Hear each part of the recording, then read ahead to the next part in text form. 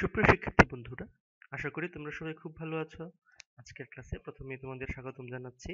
আমি মোহাম্মদ মাইনুদ্দিন, সহকারী শিক্ষক বিজ্ঞান, ঘাটাইল ক্যান্টনমেন্ট পাবলিক স্কুল ও কলেজ।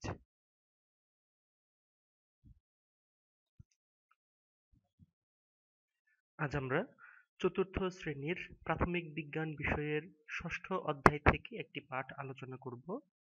অধ্যায়ের শিরোনাম পদার্থ।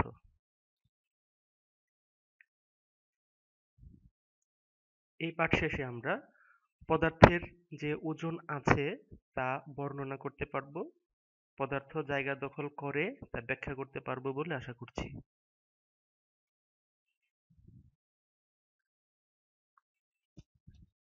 সুপ্রিয় শিক্ষার্থী বন্ধুরা, শুরুতেই চলো কিছু ছবি দেখে নেওয়া যাক। এই চিত্রে আমরা কি দেখতে পাচ্ছি? হ্যাঁ, এখানে একটি চেয়ার দেখা যাচ্ছে। চেয়ার। এই চিত্রে কি দেখতে পাচ্ছ? ঠিক বলেছ, এখানে একটি টেবিল দেখা যাচ্ছে। এখানে কি আছে বলো তো? হ্যাঁ, বেঞ্চ রয়েছে।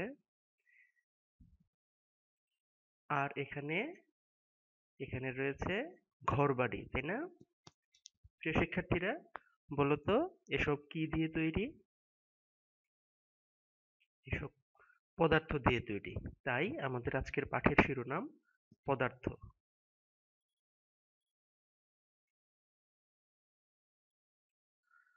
পদার্থের বিভিন্ন ধরনের বৈশিষ্ট্য রয়েছে। আমরা আমাদের চারপাশে যা কিছু দেখে থাকি, যেমন বই, খাতা, চেয়ার, টেবিল, জামাকাপড়, ধূলিকণা, গাছপালা, পাহাড়, পর্বত, এই সব কিছুই কিন্তু পদার্থ দিয়ে তৈরি, তাই না? এই সকল পদার্থের নিজস্ব কিছু বৈশিষ্ট্য রয়েছে। তার মধ্যে একটি বৈশিষ্ট্য হচ্ছে যে সকল পদার্থই জায়গা দখল করে। পদার্থ যে জায়গা দখল করে, যে পরিমাণ জায়গা দখল করে তাই হচ্ছে সেই পদার্থের আয়তন। তো পদার্থের আয়তন আছে বা পদার্থ জায়গা দখল করে, এটা আজকে আমরা একটি পরীক্ষার সাহায্যে প্রমাণ করতে চাই। চলো আমরা একটি পরীক্ষণ সম্পন্ন করি। এজন্য আমাদের কি কি লাগবে একবার দেখে নেওয়া যাক। পানি সহ পরিষ্কার একটি গ্লাস লাগবে, কাচের গ্লাস, রাবার ব্যান্ড এবং কয়েকটি পাথরের টুকরা অথবা মার্বেল নিলেও হবে। মার্বেল অথবা পাথরের টুকরা।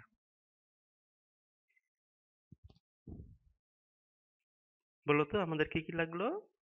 পানি সহ পরিষ্কার একটি গ্লাস, কাচের গ্লাস, লাগলো রাবার ব্যান্ড, কয়েক টুকরা পাথর। এবার শিক্ষার্থীরা, তোমরা তোমাদের খাতায় এরকম একটি ছক এঁকে ছকটি পূরণ করতে হবে, যেখানে 4টি কলাম রয়েছে। পানির উপরিতল কোথায় আছে পর্যবেক্ষণ করে এই ছকে লিখতে হবে, পূরণ করতে হবে। তাহলে শিক্ষার্থীরা চলো এবার আমরা পরীক্ষণটি সম্পন্ন করি। রাবার ব্যান্ডের সাহায্যে গ্লাসের পানির উপরিতল চিহ্নিত করি এবং প্রথম কলামে সেই ছবিটি আঁকি। অর্থাৎ একটি গ্লাসে, কাচের গ্লাসে মোটামুটি অর্ধেক পরিমাণ অথবা কিছু পরিমাণ পানি নেওয়া হয়েছে এবং সেই পানির উপরিপৃষ্ঠ কোণ পর্যন্ত আছে রাবার ব্যান্ড সেই বরাবর স্থাপন করি। এবার গ্লাসের পানিতে মার্বেল অথবা পাথরের টুকরা নেওয়া হলো। তো মার্বেল বা পাথরের টুকরা নেওয়ার পর ওই পানির, গ্লাসের ভিতরের পানির উপরিতলের অবস্থা কি হয় বা উপরিতলের কোনো পরিবর্তন হয়েছে কিনা এটা পর্যবেক্ষণ করি এবং এই পরীক্ষণের ফলাফল ছকে লিখতে হবে।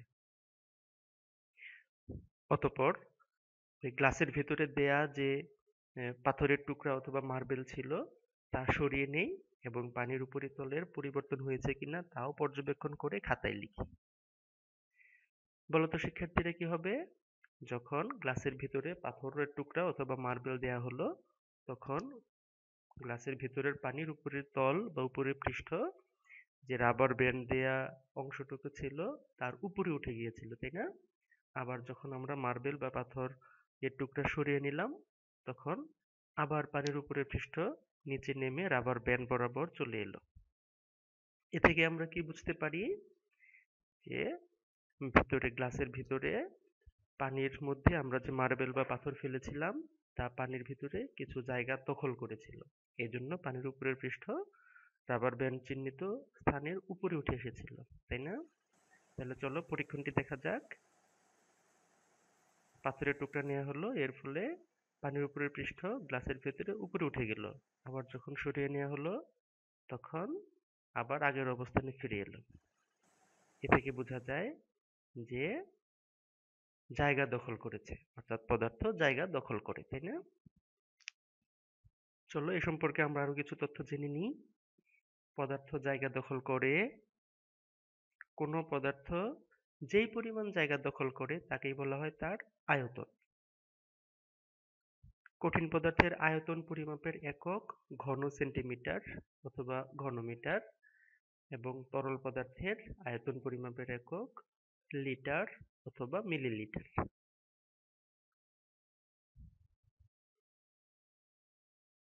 প্রিয় শিক্ষার্থীরা, এবার আমরা আমাদের পাঠ্য বইয়ের প্রাথমিক বিজ্ঞান বিষয়ের ষষ্ঠ অধ্যায়ের এই প্রথম দুটি পৃষ্ঠা বের করি এবং মনোযোগ সহকারে নিচু স্বরে পড়ি।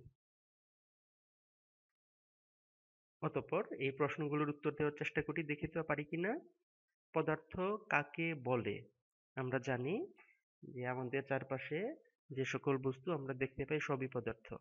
এই সকল পদার্থ কাকে বলে বা পদার্থের সংজ্ঞা কি তা আমাদের জানতে হবে।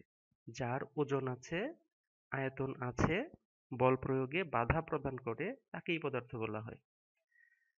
পদার্থের বৈশিষ্ট্যগুলো কি কি? সংজ্ঞার মধ্যে আমরা পদার্থের কিছু বৈশিষ্ট্য পেয়ে গেছি। পদার্থের ওজন আছে, পদার্থের আয়তন আছে, পদার্থ বল প্রয়োগে বাধা প্রদান করে, তাই না? আয়তন কাকে বলে? আমরা আজকের পাঠ থেকে জেনেছি যে পদার্থ জায়গা দখল করে। কোনো পদার্থ যে পরিমাণ জায়গা দখল করে তাকেই বলা হয় ওই পদার্থের আয়তন। কঠিন এবং তরল পদার্থের আয়তন পরিমাপের একক কি? কঠিন পদার্থের আয়তন পরিমাপের একক ঘন সেন্টিমিটার বা ঘনমিটার এবং তরল পদার্থের আয়তন পরিমাপের একক মিলিলিটার বা লিটার।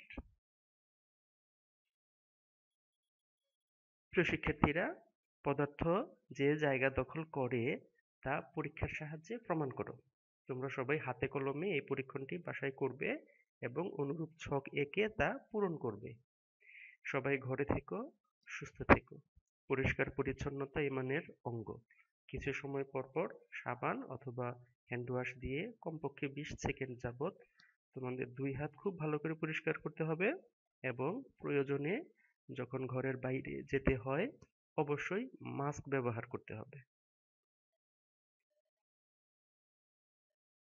আজকের মতো পাঠ এ পর্যন্তই। আবার কথা হবে পরবর্তী ক্লাসে। ততক্ষণ পর্যন্ত সবাই ভালো থেকো, সুস্থ থেকো। ধন্যবাদ।